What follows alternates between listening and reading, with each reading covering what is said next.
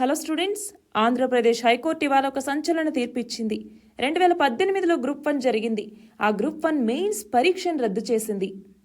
ఎందుకని అంటే అప్పట్లో మెయిన్స్ పరీక్ష మూల్యాంకనం అన్నటువంటిది, అంటే దిద్దటం అన్నటువంటిది 2 సార్లు మాన్యువల్ పద్ధతిలో జరిగింది, అంటే చేత్తో దిద్దటం.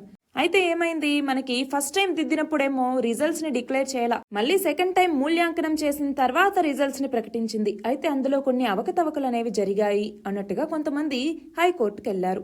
హైకోర్టు ఏం చెప్పింది, ఇదిగో నువ్వు మెయిన్స్ ఆన్సర్స్ ని ఇన్నిసార్లు మూల్యాంకనం అంటే ఎవాల్యుయేషన్ చేయటం అనేది చట్ట విరుద్ధం అన్నట్టుగా ఇక్కడ హైకోర్టు చెప్పింది. అంతేకాదు, ఆ మెయిన్స్ లో ఎంపికైన అభ్యర్థుల జాబితాను రద్దు చేసింది. అంతేకాదు, వచ్చే 6 నెలల్లో మళ్లీ మెయిన్స్ పరీక్ష నిర్వహించి ఎంపిక అనేటటువంటిది పూర్తి చేయండి అన్నట్టుగా ఆదేశాలు ఇచ్చింది.